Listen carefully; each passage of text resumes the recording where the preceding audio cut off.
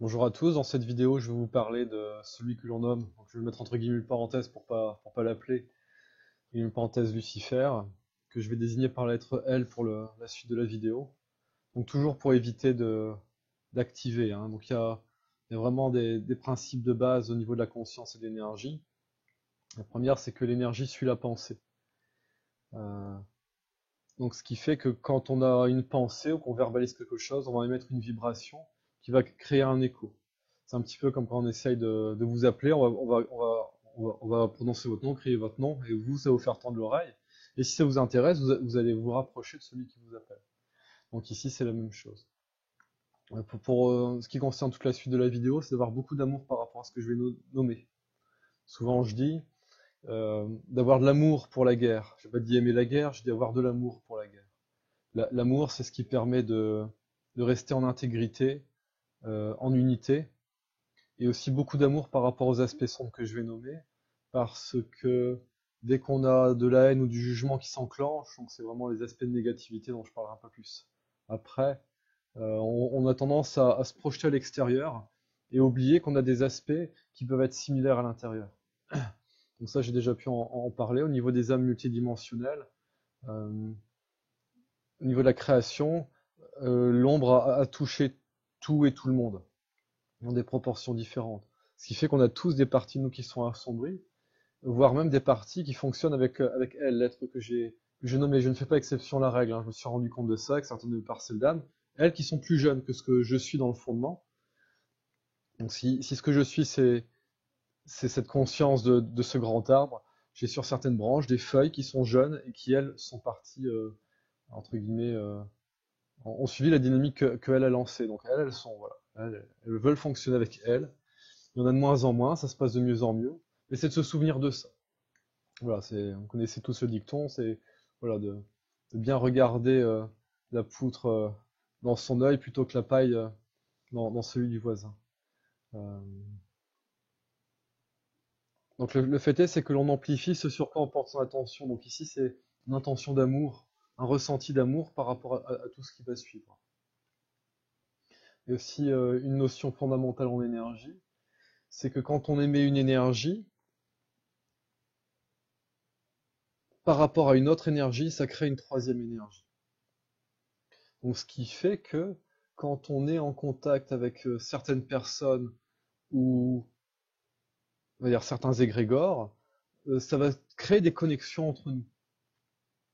Et donc si on se relie à une personne qui n'est pas appropriée ou à un égrégore qui n'est pas approprié, euh, par exemple une personne qui veut, là j'ai fait ces exemples-là euh, sur Facebook en désignant des incarnations passées de elle, donc des êtres qui font partie de sa lignée, certains qui sont à un certain degré plus ou moins avancé, lui manifesté. Si on est fan de cet acteur ou de ce musicien, et qu'on est séduit par ce qu'il amène, on va entretenir une relation avec lui. Mais on va aussi entretenir une relation avec ce qu'il est réellement derrière. Et ça va créer une jonction. Donc il y a beaucoup de personnes comme ça qui sont influencées de façon euh, passive, inconsciente, par elle, via certaines de ses manifestations sur Terre, via certaines choses qu'il a mis en place. Donc là, je vais citer Baudelaire, Charles Baudelaire, qui disait: Mes très chers frères, n'oubliez jamais quand vous entendrez vanter le progrès des Lumières que la plus belle des ruses du diable est de vous persuader qu'il n'existe pas. Donc j'expliquerai après aussi ce qu'il est exactement. Et aussi de préciser que euh, entre guillemets parenthèse, le diable se cache dans les détails. Donc ça, c'est l'enfer aussi, c'est aussi l'enfer qui est pavé de bonnes intentions. Donc dernièrement, voilà, j'ai expliqué que les aspects donc la vidéo précédente, que les aspects d'ombre de négativité, ils existaient, mais ils n'étaient pas légitimes. Donc ils s'expliquaient, mais ils ne se justifient pas. Et notamment, il y a quelque chose qui est très répandu dans le domaine de la spiritualité, c'est le tout est juste. Et quand on dit que tout est juste, euh, on fait généralement un amalgame, une confusion entre ce qui est de l'ordre de la justice et ce qui est de l'ordre du sens. C'est-à-dire qu'on dit que tout est juste, non, tout n'est pas juste, mais tout a un sens. Et le fait que c'est un sens, c'est en lien avec la loi de cause à effet.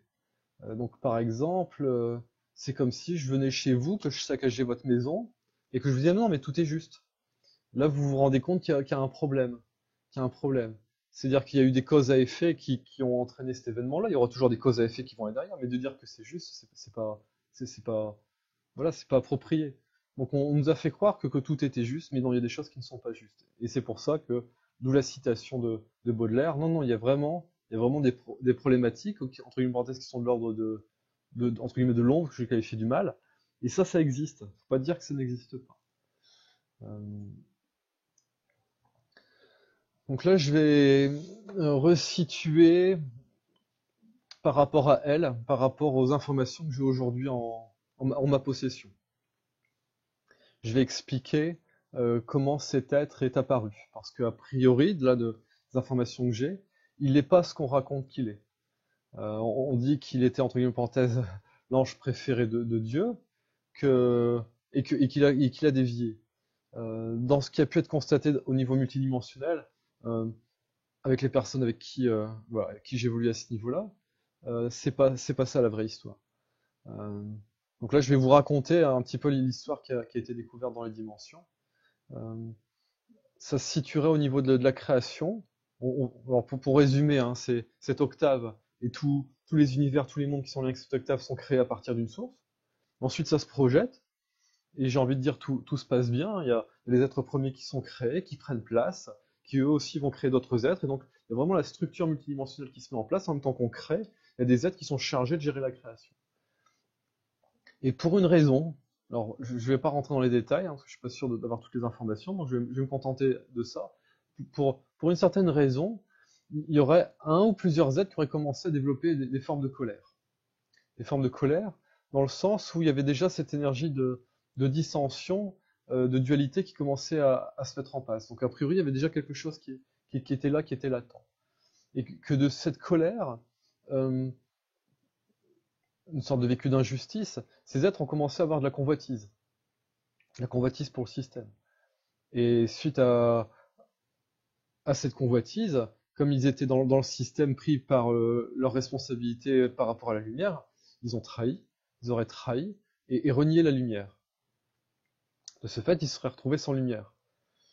Ce qui était un peu problématique pour eux, parce que lumière, c'est synonyme d'amour et de conscience, donc ils, ils ont continué, et donc ils s'en sont pris aux êtres lumineux pour prendre leur lumière. Donc aux êtres lumineux qui étaient moins forts qu'eux. Ils ne pouvaient pas s'attaquer aux êtres lumineux qui étaient plus forts qu'eux. Donc ils ont créé ce que je vais qualifier de cheval de Troie. Donc en récupérant la lumière de certains êtres, ils ont créé des négatifs de ces êtres-là. Avec ces négatifs, ils ont pu s'infiltrer plus profondément, au niveau notamment des proches des êtres premiers. Et ils ont aussi créé ce que je vais qualifier de construct, hein, c'est le terme qu'on m'a demandé d'utiliser ici. Les constructs, c'est des énergies, des IA, des énergies artificielles, des machines. Ils ont commencé à créer ces choses-là. Et en les créant, ils ont réussi à accumuler de la force, à le concentrer. Tous ceux qui ont trahi se sont unis, et ils ont eu suffisamment de force pour pouvoir s'en prendre aux êtres premiers, entre guillemets entre guillemets les faire tomber, c'est-à-dire prendre pouvoir sur eux, et en créant des négatifs. Donc les négatifs, c'est des clones, mais qui sont sur une base sombre. Donc ils créent un clone sur une base sombre, ils injectent de la lumière avec si je puis dire, avec l'ADN des êtres lumineux, et en fait ça fait un petit peu comme euh, comme s'ils avaient fait des copies, hein. Si les êtres lumineux sont des clés, ils ont fait des copies des clés pour pouvoir utiliser le système. Le problème que ces êtres ont eu, donc là ils ont pris le pouvoir, mais ils étaient toujours en déficit de lumière, donc d'amour, d'estime d'eux-mêmes, de conscience à l'intérieur. Et le fait est qu'ils aient pris le pouvoir sur d'autres, ils ont commencé à avoir peur que les uns les autres prennent le pouvoir sur eux. Donc ils sont tous rentrés dans une lutte de pouvoir, où ils ont créé des énergies pour essayer de prendre le contrôle des autres, et ils ont tous essayé de prendre le dessus les uns sur les autres, on va dire successivement. Alors qu'est-ce qui s'est passé? C'est que la création elle a une structure multidimensionnelle, c'est-à-dire que chaque dimension représente quelque chose, chaque dimension est faite pour habiter quelque chose, pour être habitée par quelque chose, voilà, ça signifie quelque chose. Donc la structure qui a été créée en lumineux, là où ça a commencé à créer des problèmes, avec le négatif qui apparaît, notamment en lien avec la séparation, l'éloignement du masculin et du féminin, crée la dissension, le non-amour, la haine, ça a créé en parallèle des aspects négatifs qui sont venus rendre faire écho à la structure multidimensionnelle. C'est-à-dire qu'à un moment, il y a des énergies qui ont été créées, des énergies négatives qui ont été créées, et tout procède du haut vers le bas. Donc dans le système de lumière, on crée du haut vers le bas, il y a des créateurs, il y a des créations. Et ici, ça fait le contraire, mais dans l'autre sens. Ce qui fait que à chaque fois qu'il y a des énergies qui ont été créées, ça a été centralisé par d'autres énergies qui se sont créées au-dessus. Donc ça, c'est un peu particulier. C'est en écho avec ce que disent certains. Certains disent, voilà, entre guillemets, parenthèse, Dieu n'existe pas, c'est nous qui l'avons créé. Et dans le son, a priori, c'est comme ça que ça s'est fait. C'est-à-dire qu'il y a des principes supérieurs négatifs sombres qui se sont créés comme point de centralisation des aspects négatifs sombres qui étaient en dessous. Euh, et donc ça crée beaucoup de problèmes, parce qu'en fait, ils se sont retrouvés avec des consciences négatives qui géraient toutes les machines qui avaient été créées par ceux qui ont trahi, et ils se sont retrouvés, entre guillemets, moins forts que cet être-là, quoi. C'est comme s'il y avait une super IA qui avait émergé dans une dimension, parce qu'elle était nourrie par la dimension du dessous, et donc tous ceux qui ont trahi, ben, se sont retrouvés un petit peu avec des problèmes, et ils ont dû pactiser avec cette énergie-là. Le problème, c'est que ça s'est refait plein de fois, parce qu'en essayant de pactiser, ils ont essayé aussi de contrôler, ils ont essayé de recréer des choses pour essayer de contrôler ça, mais à chaque fois, ça a recréé au-dessus. Jusqu'à un moment où c'est monté très très haut dans les dimensions, et ça a créé ce que je vais appeler, voilà, on me dit que je peux appeler ça entre une parenthèse le dieu sombre, quoi. C'est l'équivalent du créateur, mais dans le sombre. C'est-à-dire que tout s'est créé en lumière comme ça, et que là, tout s'est refait en sombre dans l'autre sens. Mais c'est vraiment une copie, quoi. Maintenant, c'est une copie. Et ce qui a été constaté dans la dimension, c'est que elle, c'est la manifestation, c'est le fils, entre guillemets parenthèses, du Dieu sombre qui est apparu. Et donc il est l'antichrist, il est vraiment à l'image de Jésus, qui est lui l'aspect fils, l'aspect conscience, conscience suprême qui est manifesté ici. Et qui est celui qui est légitime pour gérer cette octave, hein. C'est lui le plus vieux, c'est pour ainsi dire l'un des seuls à être issu d'avant cette octave. Apparemment, il y a quelques exceptions. Euh, et donc là, on a vraiment deux systèmes en parallèle. On va dire un dieu sombre qui projette son fils, qui est elle. Elle, c'est Satan, hein, c'est la même chose. Et de l'autre côté, la même chose avec Jésus en homme. Donc tout ce qu'on nous a raconté par rapport au fait que elle, c'était un archange de lumière, et ainsi de suite, et ainsi de suite, ainsi de suite, apparemment, ça c'est juste un bobard qui est juste là pour légitimer cet être-là. Il n'a aucune légitimité. Donc il a fallu lui créer une légitimité. Donc on a raconté une histoire. Et donc c'est vrai que l'histoire elle tient la route. Mais elle, lui apparemment c'est vraiment autre chose. C'est vraiment une création, une manifestation des aspects sombres les plus élevés. Dans la suite, on va dire suite à la création de elle, au niveau de la multidimensionnalité, donc ça je sais pas dire il y a combien de temps ça s'est fait. D'après l'information qu'on me donne, c'est il y a plusieurs dizaines de milliards d'années, donc c'est quand même assez ancien. Ensuite, elle, bon, lui, il était le fils de ce que j'ai nommé avant, donc il avait certaines capacités. Les êtres qui ont trahi, euh, entre une parenthèse, eux, je les appelais les anges déchus. Alors, je vais les nommer AD, hein, je vais toujours utiliser des initiales pour les désigner. Donc, les AD qui avaient créé des énergies pour prendre le contrôle se sont retrouvés piégés parce que les énergies sont devenues plus puissantes qu'eux. Donc, ils ont pactisé avec les énergies. Et après, pareil, quand elle il est arrivé, ils ont dû faire des accords, mais ils ont toujours essayé de reprendre le dessus sur elle. Et a priori, certains ont bien réussi à reprendre le dessus sur elle. Voire même, il y a, il y a il y a deux êtres qui se sont associés. Et par rapport aux capacités que ces êtres avaient là, donc c'est des AD hein, qui avaient des capacités très avancées, par rapport à eux, à leurs capacités, ils ont réussi à faire quelque chose, ils ont réussi à prendre le dessus par rapport à elle. En le faisant d'une certaine façon que tous les autres AD et et que elle croient qu'ils sont autonomes et qu'ils gèrent le système, alors qu'il y en a deux qui ont réussi à faire quelque chose par derrière qui était discret, mais voilà, entre guillemets, qui a été efficace. Donc ça, c'est l'histoire telle qu'elle est découverte dans les dimensions. Euh, euh, donc entre une parenthèse, elle, donc entre une parenthèse le diable, L, qui est le fils euh, de celui que j'ai nommé précédemment, euh, il s'est retrouvé en tant qu'antichrist à gérer le système. Et c'est vrai qu'il a pris le contrôle de beaucoup de choses, notamment sur la Terre. Il a une influence qui est très importante. Donc c'est lui qui est au premier plan. En arrière-plan, il y a d'autres AD. Il y a notamment les deux dont j'ai parlé qui ont réussi entre guillemets, à faire des choses par derrière. Et ça leur va très très bien parce que c'est elle qui est au premier plan, hein. S'il y a un problème, c'est de sa faute à lui. Donc il sert un peu aussi de bouc émissaire à l'heure actuelle. Et c'est par lui que l'humanité est gérée et contrôlée. Notamment, c'est à partir de lui qu'ont été créés, entre guillemets parenthèses, ceux que je vais nommer les démons reptiliens. Donc ceux qui me connaissent, voilà, c'est avec un ami, il leur a donné le sobriquet de PV. Hein. PV, entre guillemets parenthèses, c'est pour c'est pois verts, voilà, c'est parce que lui il les voit verts avec des écailles, il dit voilà. C'est un petit peu aussi une façon de ne pas les nommer directement, donc voilà, c'était sorti comme ça, donc on l'a gardé. Et donc ces êtres-là sont des émanations de elle. Et comme elle a accès à énormément de dimensions, ces êtres sont quasiment dans toutes les dimensions. Hein. Entre une parenthèse, on les nomme aussi archontes. Donc c'est des êtres qui sont très largement sous-estimés. Ce sont des êtres qui ont la capacité de changer leur apparence et qui abusent énormément de médiums. Parce que si le médium réussit à se connecter sur une dimension, lui, voilà, je les appelais PV1 ou archonte PV, il est sur la dimension du dessus, il se projette dans la dimension du dessous, il se donne l'apparence qu'il veut. Donc si la personne n'arrive pas à voir dans la dimension au-dessus, elle ne sait pas que c'est un PV qui est en train de se faire passer pour autre chose. Et ça, j'ai eu le cas récemment, on m'avait consulté par rapport à une personne qui canalisait pour avoir une confirmation d'information. Et quand je suis allé voir pour la confirmation d'information, c'était pas du tout l'être à qui elle pensait.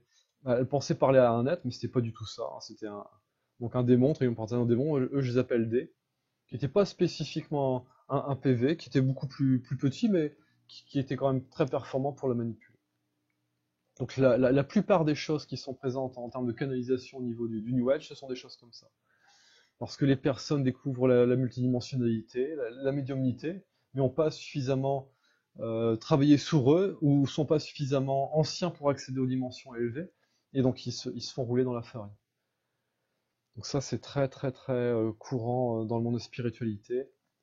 Voilà, donc voilà, c'est plus de 95% plus de 95% des canalisations, c'est de l'enfumage. Vous voyez, c'est un petit peu compliqué. Donc, je vais continuer parce que j'ai beaucoup de choses à dire, donc là je vais mettre d'un document écrit. Donc là je vais parler du négatif et entre une parenthèse des caractéristiques lucifériennes. Euh, donc la base de tout, c'est la négation. Il y a une négation de ce qui est. En niant ce qui est, il y a une extraction qui se fait de l'unité et ça crée autre chose. Mais cette autre chose, donc c'est un négatif, il y a vraiment des aspects inversés. Euh, le fait est, c'est que l'unité, le tout, c'est l'énergie, c'est l'amour, c'est la conscience. Comment on peut fonctionner sans amour, sans énergie, sans conscience? Donc il y a systématiquement, en lien avec les aspects négatifs, des tentatives de prise de pouvoir et de vol d'énergie. Et aussi, comme ils sont dans la négation de ce qui est, ils vont se retrouver dans des mécanismes inversés qui vont faire qu'ils vont commencer à se faire croire que c'est eux les légitimes à exister et que le reste, c'est le négatif qui n'a aucune légitimité. Donc voilà, ils ont vraiment, ça s'inverse complètement. Et le problème, c'est que dans cet aspect de dualité, il n'y a plus l'aspect d'amour pour équilibrer l'aspect de destruction, donc c'est l'aspect de destruction qui va prendre le dessus. Et ensuite, par rapport à tout ce qui a été fait au niveau du négatif, ça a eu un certain nombre de conséquences. Alors, au niveau humain, via elle notamment, il y a le négatif qui est encouragé pour en faire la norme. Et c'est ce qui est en train de se passer. Vraiment, ceux qui ont les yeux bien ouverts voient que, en termes de valeur, là, ça va de mal en pis.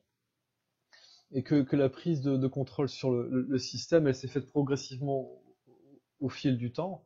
Et que là, depuis quelques siècles, c'est très très significatif. Hein. C'est-à-dire que voilà, c'était pas du tout comme ça avant. Donc la base, c'est dans cet aspect en lien avec elle, l'aspect luciférien, la base, c'est de renier le créateur. Renier le créateur, ce qui revient à renier la lumière. Donc ça, c'est vraiment ce qu'ils invitent à faire. Ils encouragent cette déviance en la présentant comme une forme de courage et de résistance à une dictature. C'est-à-dire que voilà, c'est la dictature de l'unique. Donc on s'extrait de la dictature de l'unique. Mais en fait, l'unique, c'est l'unique. C'est comme si vous disiez que vous êtes un dictateur par rapport à vos cellules. Euh, ça n'a pas vraiment de sens. Souvent, je dis aux personnes, est-ce que vous demandez à vos pieds leur avis pour aller à tel ou tel endroit? Peut-être qu'ils sont pas d'accord. Qu'est-ce que vous imposez à vos pieds? Donc c'est vraiment cette conscience-là. Il y a pas de dictature de l'unique. L'unique, il est l'unique et il grandit. Comme ce corps, il a un certain nombre de cellules à l'âge que j'ai, mais quand j'étais plus jeune, j'avais moins de cellules. Il a continué de grandir, il mûrit. L'unique, c'est la même chose. Mais si on est juste l'unique démultiplié. Donc ça, c'est l'archétype du rebelle. Donc cet archétype du rebelle, entre guillemets parenthèses, là je parlais d'un chanteur français qui était connu, je vais juste donner son prénom, entre guillemets parenthèses, c'est Johnny. Lui, c'est vraiment l'archétype du rebelle. L'archétype du rebelle, il était admiré pour ça. Euh, il a reconnu être déviant, il a reconnu euh, faire partie de la lignée de elle, et il en a fait une chanson au Palais des Sports, devant tout le monde, il chante ça, y a aucun souci. Donc devant tout le monde, il reconnaît être dans la lignée de elle. Il reconnaît ici dans cette vie-ci avoir pactisé avec lui. Il l'assume. Il se fait le tatouage avec les 3-6 qui désignent que c'est lui. Et il le dit. Il fait même une chanson pour dire voilà, j'irai en enfer parce que j'ai pactisé, mais je l'assume, tout va bien. Et donc finalement, qu'est-ce qui ressort de ça? Il ressort une image vraiment de quelqu'un qui a du courage, qui a réussi qui a fait ses choix, qui n'était pas un choix simple, mais s'il l'a fait, c'est que c'était un choix légitime. Donc là, on voit vraiment toute la perversion et tout l'aspect inversé qu'il y a derrière ça, parce qu'en fait, lui, il a pas, étant dans la lignée de elle, il a fait aucun choix. Il a fait aucun choix, il a juste fait que suivre la dynamique de l'être dont il est le prolongement. Il y a aucun choix avec ça. Euh, donc l'encouragement du négatif, c'est aussi en fait avec le fait de créer de la confusion au niveau du masculin et du féminin. Parce que comme j'ai pu l'expliquer dans la vidéo précédente, c'est l'éloignement du masculin et du féminin qui crée la désunion, qui a tendance à créer la dualité. C'est comme s'il y avait un trou qui se crée entre les deux, et que le négatif, il existe par, euh, par ce trou, et que donc ça encourageait une guerre entre le masculin et le féminin.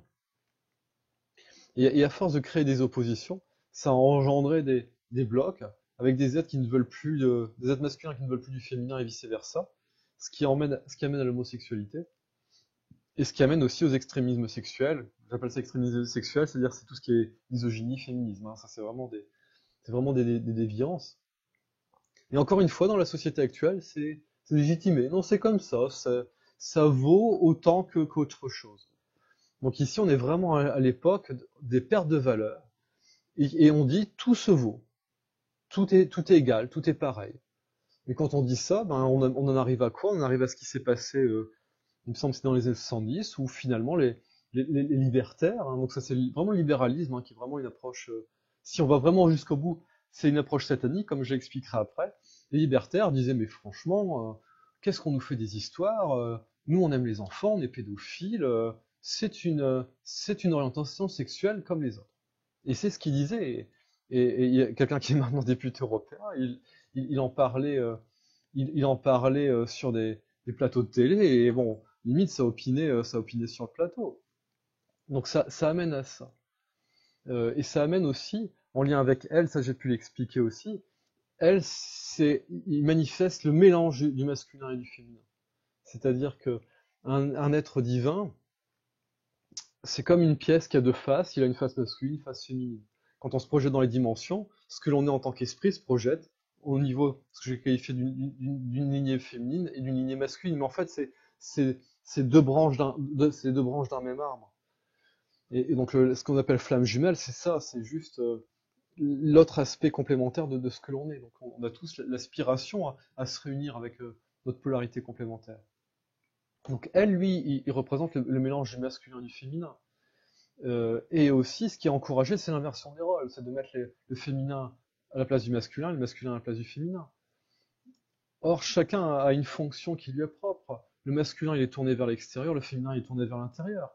Si on reprend du temps des tribus primitives, euh, la femme restait dans la caverne pour gérer le foyer, pour s'occuper du feu, pour s'occuper des enfants.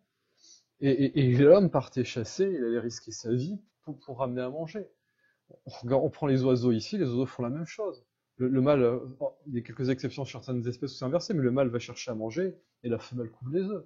C'est une répartition des tâches. Et il y a pas d'inégalité. C'est de l'équité parce que chacun est conçu d'une certaine façon où il est plus apte à faire certaines choses. On voit les hommes physiquement, on est beaucoup plus robuste physiquement, donc on est beaucoup plus légitime pour faire des travaux manuels. Euh, le féminin est beaucoup plus sensible, et donc il va avoir des rôles qui sont beaucoup plus axés sur l'intériorité. Euh,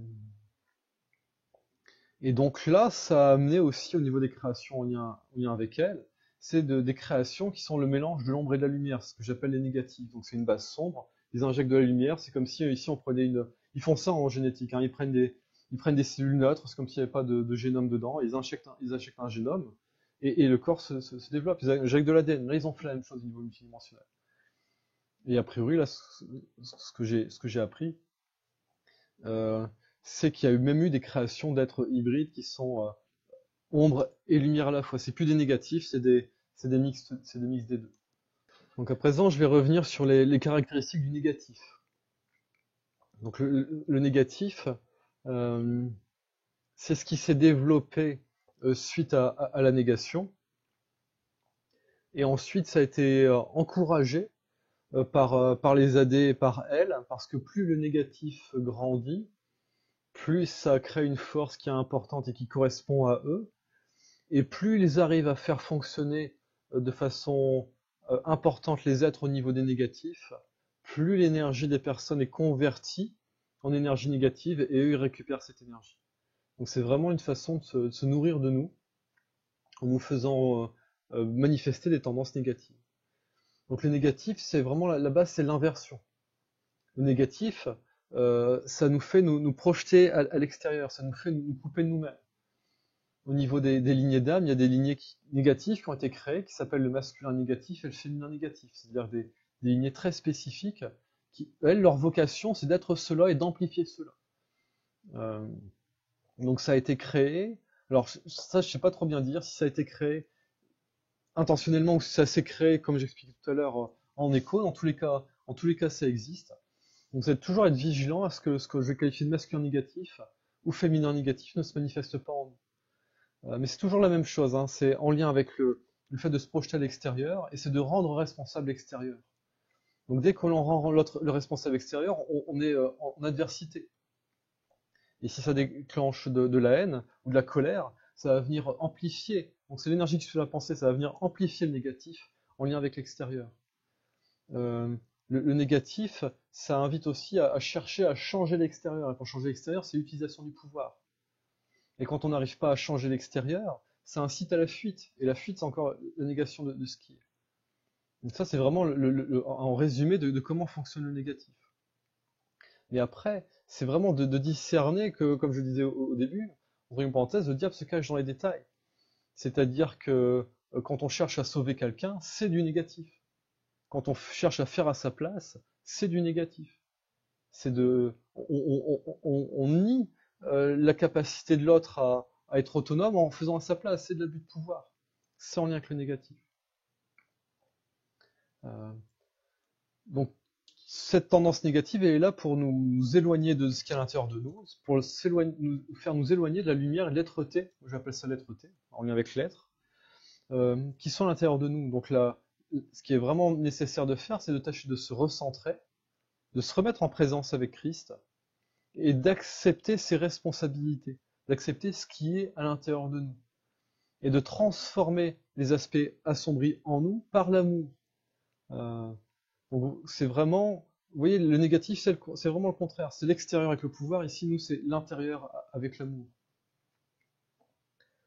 Euh, et ici, pour terminer, donc là, je verrai bien si je refais une vidéo de complément suite à celle-là.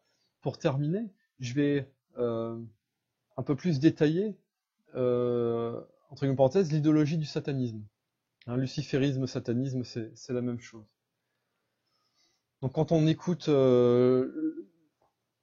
celui qui a créé, entre parenthèses, l'église de Satan, voilà, qui est issu d'une autre société initiatique. Donc là, ceux qui se renseigneront verront qui était le maître de cette personne-là, quelle société initiatique c'est en lien. Voilà, vous allez voir tout ce qui va avec cet être en particulier. Lui, ce qu'il dit, ben, en fait, le satanisme, c'est l'idéologie qui correspond à la sélection naturelle par la compétition. Il dit il y a des inférieurs, il y a des supérieurs. Nous, satanistes, nous sommes les supérieurs. Nous sommes les supérieurs parce que nous avons la capacité d'utiliser notre raison, notre intellect, à un niveau qui est plus élevé, ce qui nous permet d'être dominants par rapport aux autres. Et donc eux, ils sont vraiment dans l'optique de faire émerger ce qu'on appelle la race supérieure, qui est la race qui est en lien avec elle, qui est celle des supérieurs, et ils sont supérieurs par la force et la volonté. Là je dis presque mot pour mot ce que lui, il a dit dans une vidéo. Et ce qui correspond à la recherche de la connaissance en tant qu'outil pour l'exercice du pouvoir sur la création. Euh, donc la recherche de la connaissance comme capacité de pouvoir sur la création. Et ici, l'approche satanique, c'est vraiment la partie qui se prend pour le tout en niant le tout. Eux, ils disent, Dieu, c'est nous. La partie, en fait, ils ont raison, tout comme une cellule de mon corps peut dire, je suis Stéphane. Ça, y a aucun souci. Mais elle n'est qu'une partie, elle n'est pas le tout. Tandis qu'ici, ce sont des cellules qui nient le tout. Ils disent, Dieu, c'est nous. Et on retombe sur la fameuse expression, entre une parenthèse, ni Dieu ni maître. Donc quand on voit que c'est présent au niveau de l'anarchisme, on voit que la pensée anarchique, elle a été polluée à ce niveau-là. Euh, tous les aspects de rébellion qui sont dans la même veine, c'est pareil. Euh, donc, entre une parenthèse, le sataniste, lui, il a vraiment tendance à se prendre pour Dieu et à se comporter comme Dieu. Et là, quand on a ça en tête, on comprend mieux euh, pourquoi certaines personnes se comportent comme elles se comportent sur la planète. Et eux, de leur point de vue, depuis leur idéologie, ils sont légitimes. Ils sont légitimes, ils sont supérieurs, ils réussissent à tromper, à prendre le pouvoir, à mettre en esclavage, et le fait qu'ils réussissent à le faire, c'est leur légitimité. Euh, et par rapport à ça, je terminerai par rapport au dogme religieux. Le dogme religieux, il ne fait qu'à... donc là, je pense à l'Église catholique, mais en fait, a priori, si on prend l'islam ou d'autres religions, on va toujours avoir la même chose.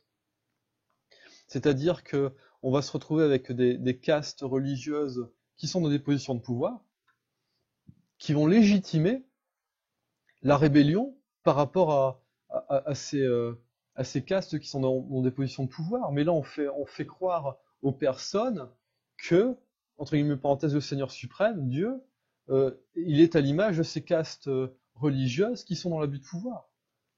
Et donc ça vient justifier l'antichrétienté et ça vient nourrir euh, le satanisme et le luciférisme. Donc si on prend certains chanteurs connus, donc là j'évoquais les Beatles ou Johnny, eux à leur époque, ils ont été vraiment les instruments de ça. Vraiment les instruments de ça.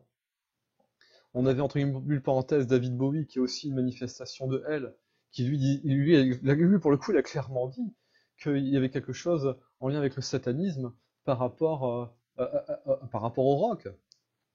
Et la base du rock, on voit c'est les blousons noirs, c'est voilà, c'est entre guillemets des voyous qui sont des rebelles à l'autorité. Et si l'autorité elle est juste, c'est pas de l'autoritarisme. Donc à ce moment-là, ceux qui sont en rébellion par rapport à une autorité légitime, ce sont des truands, ce sont des voyous. Et donc là, on vient quoi? On vient légitimer les voyous. Et qu'est-ce qu'on regarde au niveau de notre société? Ce que j'expliquais par rapport aux hommes politiques, euh, c'est que là, ce qui est véhiculé, c'est que, ben oui, vu le système en place, c'est pas étonnant que, que les politiques soient corrompus. Or, il nous faut des politiques performants, donc il faut pas être étonné qu'on ait des politiques performants qui soient corrompus. Donc c'est le serpent c'est la justification du serpent qui se mord la queue. Ça, c'est vraiment pas du tout approprié. Donc vous constatez bien qu'à notre époque, les valeurs sont faussées, que le bon sens est mis à mal, que les abus de pouvoir sont très courants, que ce qu'on appelle le capitalisme, c'est l'expression du libéralisme, qui est la loi du plus fort. Euh, et c'est ce que j'expliquais dernièrement, c'est que tant que cela n'est pas reconnu et que c'est cautionné d'une façon ou d'une autre, ça ne change, sur la Terre, ça ne changera pas. Philippe Pasco le dit très bien, il dit voilà, tout le monde est contre la corruption des élus, mais pas ses élus à soi. Parce que si on connaît bien le maire ou un député et qu'on peut avoir des avantages grâce à lui, ça, il n'y a pas de problème, hein. Voilà. C'est, c'est vraiment de regarder à l'intérieur de soi. Tant que vous aurez des parties de vous qui seront soit sur une base sombre, soit qui auront basculé par rapport à l'ombre et qui vont à l'intérieur de vous justifier ce système-là, et ben en fait vous aurez des parties de vous ou des énergies en vous, même si ça vous dessert, hein, parce que la caractéristique de l'ombre, c'est de scier la branche sur laquelle elle est assise, même si ça vous dessert et que ça dessert l'ensemble, vous allez avoir tendance à cautionner ça. Donc la seule solution par rapport à tout ce que je viens de décrire, c'est d'ouvrir les yeux, de voir qu'est-ce qui se passe autour de nous, et de comprendre que ce qui est à l'extérieur de nous, c'est aussi à l'image de ce qui est à l'intérieur de nous, et que quand on résout les problématiques à l'intérieur de nous, on a la possibilité d'être en détachement par rapport à l'extérieur, et de ne pas être dans du jugement, juste d'être dans du discernement. Et ce que je dis, je sais que c'est pas simple, moi ça fait maintenant une bonne dizaine d'années que j'ai conscience de tout ce que je viens de raconter dans la vidéo, il m'a fallu du temps pour apprendre à aimer, à aimer les êtres qui manifestent la déviation, et aussi pour moi pouvoir m'aimer suffisamment pour pouvoir découvrir à l'intérieur de moi toutes ces parties qui sont assombries et certaines qui ont basculé, qui ont pactisé. Et dès que j'en trouve, voilà, je m'occupe d'elles, parce que du point de vue de ce que je suis, ce ne sont que des branches ou des feuilles sur l'arbre, ce n'est pas l'arbre. Donc c'est vraiment ce qui est proposé dans les séances, que toutes les personnes qui sont sur une base saine puissent transformer, on va dire, les branches ou les feuilles qui se sont assombries. Et pour ceux qui ont été créés sur une base sombre, c'est-à-dire qui ont été créés postérieurement à la trahison des AD, voire postérieurement à la création de L, de dire voilà, si vous n'avez pas eu le libre arbitre à votre création, et certains j'en parle en séance, je suis toujours étonné, les personnes me disent oui, j'ai conscience de ce que vous me dites parce que je vois ça, j'ai eu accès à ça, j'ai eu accès à ça. Donc il y a des personnes qui se rendent compte de ça. Et je leur dis, vous avez le libre arbitre à présent. Vous ne l'avez pas eu à votre création, et vous l'avez maintenant parce qu'on est à l'époque où les seigneurs suprêmes viennent reprendre une partie du libre arbitre qu'il a donné au niveau de l'octave. Euh, donc il donne une marge de manœuvre aux êtres pour qu'ils créent. Et là, c'est ce qu'on appelle la fin des temps.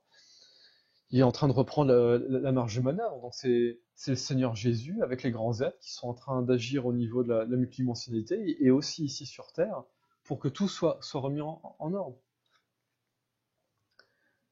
Euh, voilà, vos questions sont les bienvenues. Je tâcherai d'y répondre du mieux que je peux. Voilà, je vous souhaite une bonne journée. Je vous dis à bientôt.